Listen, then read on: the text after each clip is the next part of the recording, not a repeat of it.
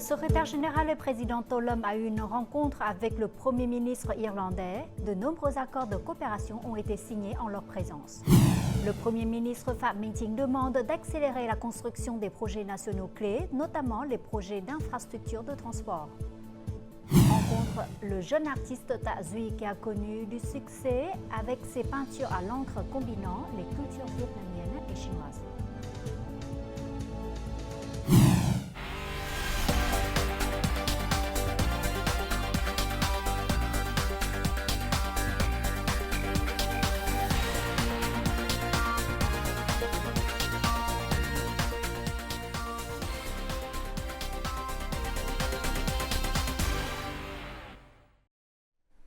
Mesdames et messieurs, bonjour. Merci d'être avec nous dans cette nouvelle édition du Journal francophone. Dans le cadre de sa visite d'État en Irlande, jeudi après-midi, heure du Vietnam, le secrétaire général et président Tolum a eu une rencontre avec le Premier ministre irlandais Simon Harris. Les deux dirigeants sont convenus d'accroître les échanges à haut niveau et de déployer efficacement les mécanismes de coopération existants. Tolum a annoncé que le gouvernement vietnamien se préparait à ouvrir l'ambassade du Vietnam en Irlande. Les deux parties ont discuté de mesures visant à accroître le commerce et les investissements. Le dirigeant vietnamien appelle les entreprises irlandaises à investir au Vietnam dans la transformation numérique, les énergies renouvelables et l'agriculture de haute technologie. À cette occasion, les deux parties ont publié une déclaration commune sur la promotion du cadre de coopération Vietnam-Irlande. Après la réunion, les deux dirigeants ont témoigné de la signature d'un accord visant à établir le partenariat stratégique bilatéral dans la formation universitaire. Voici deux autres activités du secrétaire général et président Tolum dans le cadre de sa visite d'État en Irlande.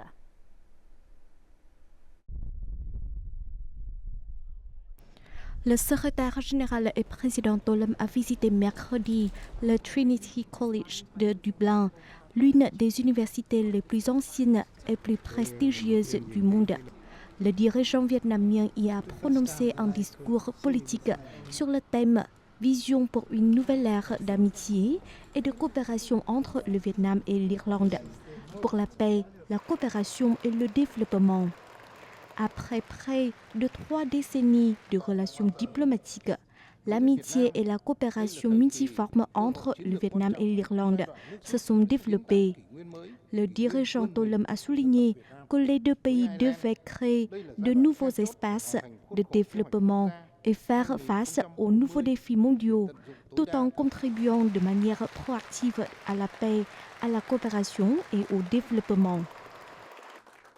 Le Vietnam veut attirer davantage d'investissements pour le développement de l'économie numérique, de l'économie verte, de l'économie circulaire et de l'économie du savoir. C'est ce qu'a déclaré le secrétaire général et président Tolum lors d'une rencontre avec les représentants d'entreprises irlandaises. Il a affirmé que le Vietnam était toujours prêt à créer des conditions favorables pour que les entreprises étrangères, a fortiori irlandaises, investissent et fassent des affaires, contribuant ainsi au développement socio-économique des deux pays.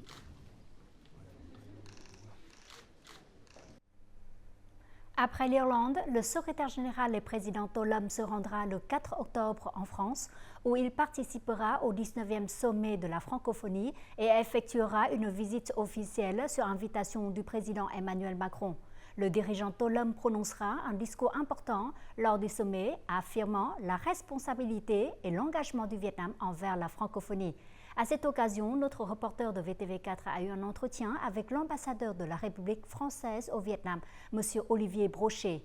L'ambassadeur a hautement apprécié la contribution du Vietnam au développement de la communauté francophone. Il s'est aussi déclaré optimiste quant aux perspectives de coopération Vietnam-France. Nous l'écoutons. Bonjour Monsieur l'ambassadeur, je vous remercie d'avoir accordé votre temps pour la télévision du Vietnam. Donc, le secrétaire général et président Tolum effectuera bientôt une visite officielle en France pour participer au 19e sommet de la francophonie. Donc, que pensez-vous de la signification de cette visite?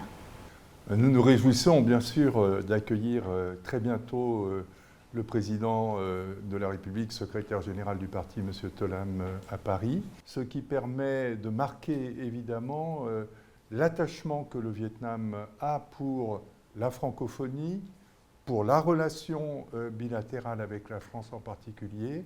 Et pour nous, c'est l'occasion de montrer au Vietnam eh bien, à quel point nous voulons renforcer notre partenariat avec ce pays très important d'Asie, avec ce pays auquel nous lie beaucoup de choses, à commencer par l'histoire, par justement cette appartenance à la francophonie. Ces réunions seront l'occasion pour l'ensemble des chefs d'État, à la fois de voir justement comment ensemble nous pouvons affronter les grands défis du développement bien entendu, les grands défis de l'innovation. Et en marge du sommet proprement dit, il y a aussi beaucoup d'événements auxquels des Vietnamiens vont prendre part, aux côtés d'autres membres de la francophonie.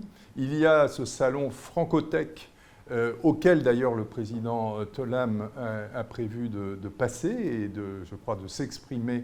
Le Vietnam est toujours un membre actif de la francophonie. Donc comment évaluez-vous les contributions du Vietnam pour la communauté francophone ces dernières années? Cette organisation a joué un rôle très important pour le Vietnam dans les années 90, notamment pour favoriser l'intégration du Vietnam dans la vie internationale. Et on se souvient de l'importance du sommet de 1997, ici à Hanoï. Et aujourd'hui, nous sommes heureux que le Vietnam montre à cette occasion qu'il perçoit bien tout ce que la francophonie peut continuer d'apporter au Vietnam, notamment au plan économique, mais également tout ce que le Vietnam peut apporter à la francophonie, puisque c'est le plus grand pays francophone d'Asie. Durant sa visite officielle en France, le secrétaire général et président Tholam aura certainement des rencontres avec les dirigeants français. Quelles sont les orientations de coopération qui seront discutées? Cette venue du président secrétaire général, M. Tholam, à Paris est l'occasion de poursuivre dans nos efforts qui sont partagés, qui sont très volontaires, de renforcer le partenariat qui unit nos deux pays, avec effectivement des nouveaux axes de croissance sur un certain nombre de sujets, donc sur les questions notamment de sécurité, je pense le secteur de l'énergie, le secteur des transports, notamment des transports ferroviaires. Nous puissions, à l'occasion de la rencontre entre nos deux présidents, avoir la signature d'un accord intergouvernemental sur l'éducation francophone qui va nous permettre, avec le ministère de l'Éducation vietnamien,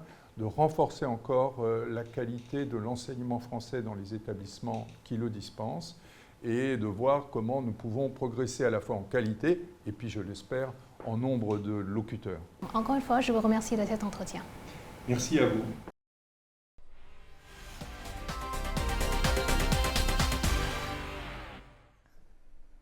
Ce jeudi après-midi à Hanoï, le Premier ministre Phạm Minh Chính a présidé une réunion entre la permanence du gouvernement et les entreprises impliquées dans des projets nationaux clés.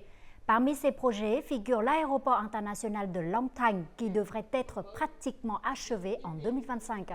Concernant les infrastructures de transport et l'énergie, le Premier ministre a évoqué le projet de ligne ferroviaire à grande vitesse nord-sud qui devrait être soumis à l'Assemblée nationale prochainement. Le Premier ministre a rappelé que la résolution du 13e Congrès national du PCV considérait les infrastructures de transport et de l'énergie, les infrastructures de réponse au changement climatique et les infrastructures sanitaires, culturelles, éducatives comme de véritables percées stratégiques.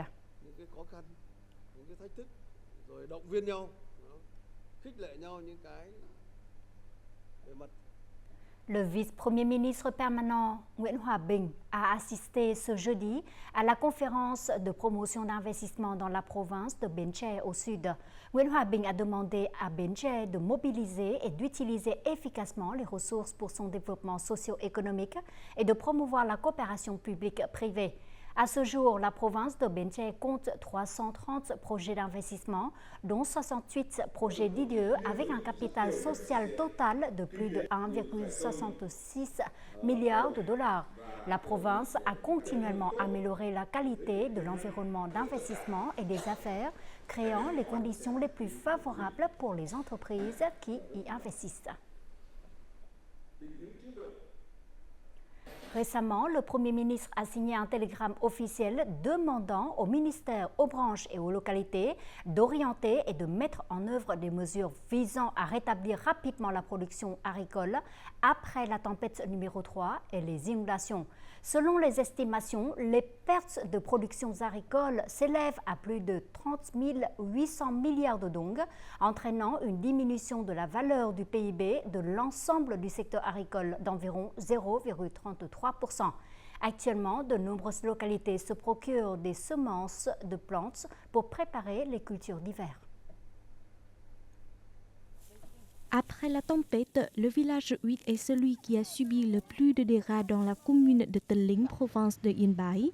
Dans de nombreux endroits, la boue a rasé les champs et les jardins. Les habitants ont reçu des semences de maïs et des légumes pour les cultures d'hiver. Le passage de la tempête a laissé une couche de limon très épaisse. Ce climat facilite la croissance des cultures car la quantité de limon diminuera progressivement. De nombreux agriculteurs de la commune de Minh Xuân, district de Lục Yên, se sont également retrouvés les mains vides après la tempête. Maintenant, les gens doivent nettoyer les champs de riz pour sauver ce qui reste. Nous nous sommes encouragés à faire de notre mieux pour la prochaine récolte d'hiver. Grâce aux autorités locales, nous avons de nouvelles variétés de maïs à cultiver. Le gouvernement local a mobilisé des forces pour se rendre dans les champs afin de rider et de travailler avec la population pour nettoyer les terres. Les ménages sinistrés reçoivent aussi une aide en capital. Grâce à ce soutien, les agriculteurs ont pu choisir des variétés de cultures à court terme à cultiver, garantissant un revenu dans le plus bref délai. Pour les zones inondées, nous accompagnons les populations. La commune a également acheté et fourni des semences aux populations afin de rétablir la production. Les catastrophes naturelles emportent non seulement des biens, mais aussi les espoirs d'une bonne récolte. Mais avec la volonté et la détermination des populations de surmonter les difficultés, la nouvelle récolte recommence. Selon le plan de l'aménagement des portes frontalières terrestres Vietnam-Chine pour la période 2021-2030, avec une vision jusqu'en 2050, il y aura 26 portes frontières d'ici 2030, dont 14 portes frontières internationales. Récemment, le Premier ministre a demandé aux provinces frontalières de se coordonner avec le ministère des Finances pour élaborer un plan directeur des zones frontalières terrestres. État des lieux dans la province de Lạng Sơn où la capacité de dédouanement a fortement augmenté ces derniers temps, contribuant ainsi à promouvoir le commerce frontalier avec la Chine. La porte frontière internationale de Hữu Nghị est la plus grande porte frontière terrestre entre le Vietnam et la Chine. Cependant, les points de collecte des marchandises d'import-export sont tout le temps surchargés. Cette entreprise accélère son processus de transformation numérique pour mettre en place le modèle de poste frontière intelligent. Nous investissons dans les infrastructures afin de faire de la porte frontière de Hữu Nghị un hub logistique moderne de la région. Nous appliquons la technologie numérique pour réduire les coûts, réduire la main-d'œuvre et créer les conditions les plus favorables pour les entreprises d'import-export. Le Premier ministre a approuvé le projet de porte-frontières intelligente de Lạng Sơn. Ainsi, le dédouanement des marchandises peut se faire 24 heures sur 24 et 7 jours sur 7. Et je pense que le volume de marchandises dédouanées sera multiplié par 2 à 3 dans les prochaines années. Récemment, les infrastructures au poste frontalier Vietnam-Chine se sont nettement améliorées, mais elles ne peuvent toujours pas répondre à la forte croissance des activités d'import-export. Les douanes locales suggèrent d'aménager un système de portes frontalières plus adapté afin d'améliorer la capacité des échanges commerciaux. Les douanes locales se coordonnent avec le Conseil de gestion des zones économiques frontalières pour veiller à ce que les conditions de contrôle douanier soient respectées, conformément aux dispositions en termes de personnel, d'équipement et de lieux de contrôle.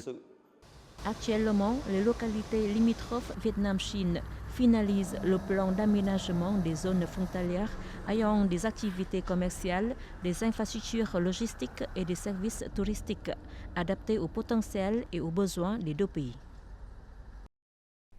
Et voici les taux de change, l'indice de la bourse du Vietnam.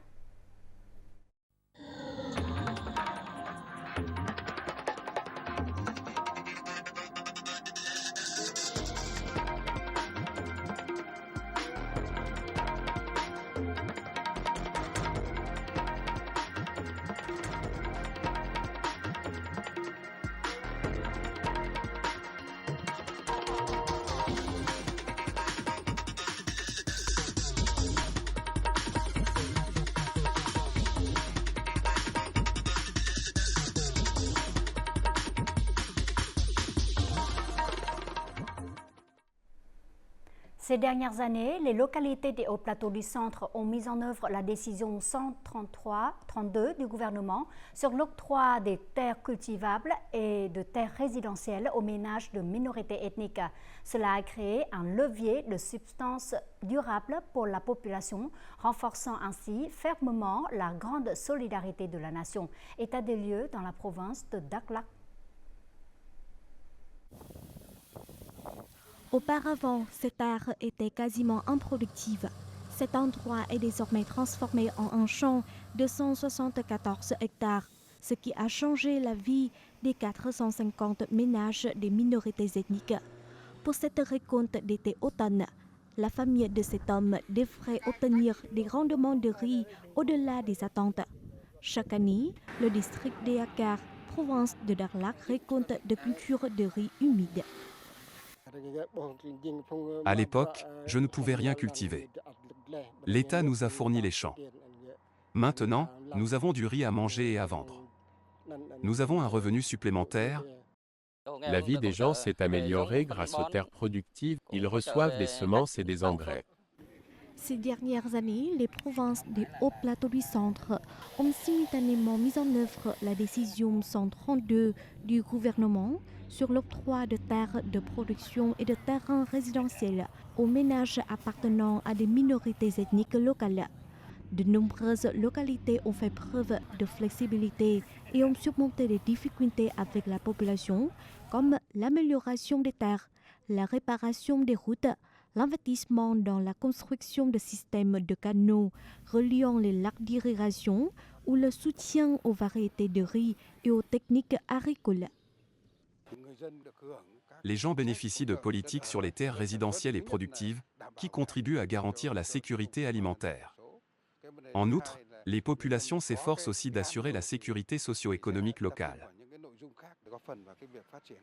Lors de l'approbation des plans d'aménagement du territoire, la province donne la priorité au soutien aux terres de production pour les minorités ethniques. Ce modèle sera reproduit. Grâce à des politiques appropriées, la vie des populations ethniques est plus prospère et l'apparence des zones rurales et montagneuses s'améliore de jour en jour. Hanoï célébrera le 10 octobre le 70e anniversaire de sa libération. C'est l'occasion pour chaque Hanoïen d'exprimer son amour pour cette ville. Ça peut être l'amour des coins de rue, les vestiges historiques, les villages d'artisanat traditionnel ou une spécialité gastronomique de la capitale. À l'occasion du 70e anniversaire de la libération de la capitale, un concours de réalisation de courtes vidéos a été lancé. Les vidéos sont par la suite postées sur les réseaux sociaux. C'est l'occasion pour les jeunes de présenter la beauté de leur terre natale.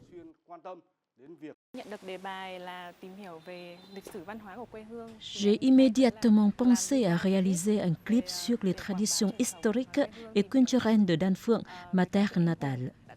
Ce travail m'aide à répandre mon amour et ma gratitude de la patrie.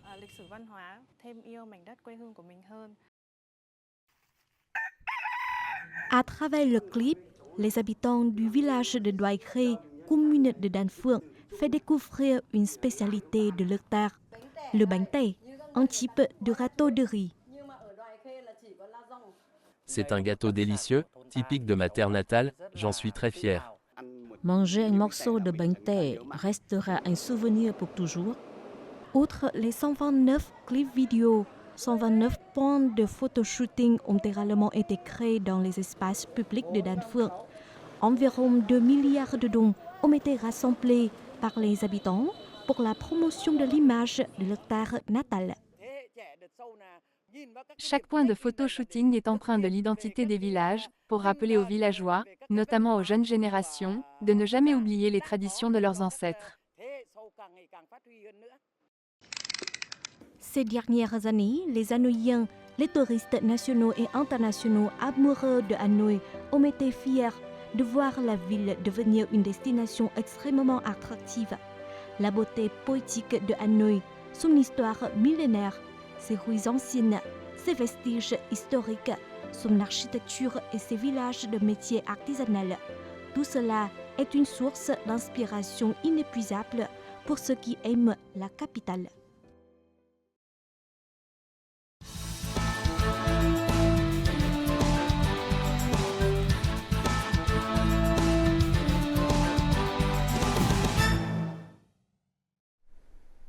La peinture à l'encre est originaire de Chine. Au Vietnam, Ta Duy est l'un des rares jeunes artistes à avoir connu des succès avec ce genre de peinture.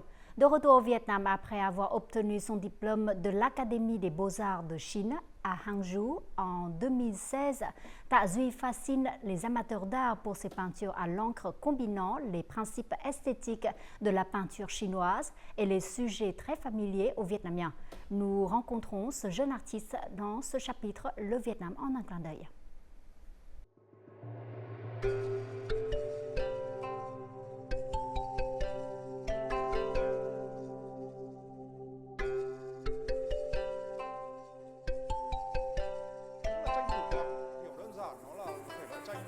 La peinture à l'encre est un genre de peinture avec deux matériaux, de l'encre et de l'eau. Pour la plupart des peintures à l'encre, l'artiste ne prépare pas de croquis à l'avance. C'est ce qui est différent des autres types de tableaux. Lorsque l'on met la plume sur la toile, l'idée apparaît et se développe immédiatement. Lorsque j'étais enfant, ma maison était remplie de livres liés à la peinture traditionnelle orientale. Ma passion pour les arts orientaux, surtout pour la peinture à l'encre, a été cultivée dès mon plus jeune âge et s'est développée naturellement.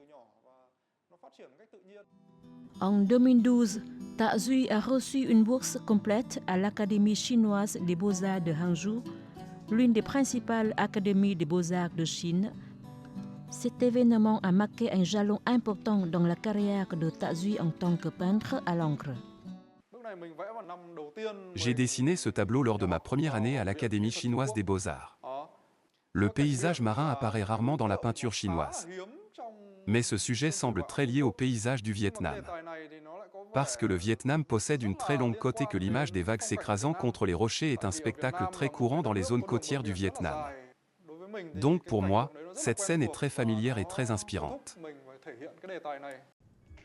En 2018, Ta Duy a eu l'occasion de présenter pour la première fois ses œuvres au public vietnamien à travers l'exposition Le Commencement organisée au Musée des Beaux-Arts du Vietnam.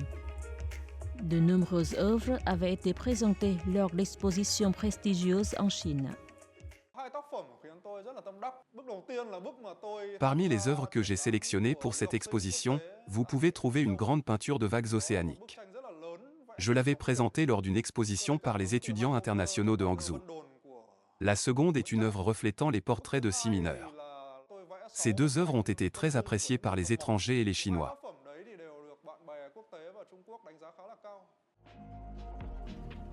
Les peintures de Ta Duy ne sont pas abstraites. Il dessine des images très simples de la vie quotidienne. Il s'efforce toujours de transmettre de manière vivante l'image du Vietnam à travers ses œuvres. Ce sont la nature et les spécialités du Vietnam qui m'inspirent le plus fortement. J'apprends de bonnes choses de la Chine. Mais la peinture à l'encre est comme un moyen d'exprimer ma personnalité ainsi que mon âme. J'ai l'esprit d'un Vietnamien né au Vietnam, vivant et ayant été élevé dans l'atmosphère culturelle du Vietnam. Donc, mes œuvres à l'encre portent l'âme vietnamienne, bien que cet art soit originaire de Chine. Dans ses œuvres, il a beaucoup décrit les fleurs, les montagnes et la mer. Je ressens une forte vitalité dans son style de peinture. Il a un caractère décisif dans ses œuvres. Avec le désir que l'art de la peinture à l'encre en particulier et la peinture chinoise en général touche davantage le jeune public vietnamien, Tazu a publié un livre de 580 pages intitulé « Une brève histoire de la Chine ». Le livre donne au lecteur une vision complète et concise de la peinture chinoise avec son histoire millénaire. Il y a beaucoup de documents et de livres chinois parlant de l'histoire de la peinture à l'encre. Bien sûr, j'ai dû lire beaucoup, faire des recherches et synthétiser les informations et connaissances à partir des sources différentes. Et j'ai dû passer près de 3 ans pour pouvoir réaliser un livre complet. J'espère pouvoir apporter certaines de mes connaissances liées à ce genre de peinture aux artistes ainsi qu'aux Vietnamiens amoureux de la peinture à l'encre, pour que ce type de peinture continue de se développer et qu'il soit aimé davantage au Vietnam.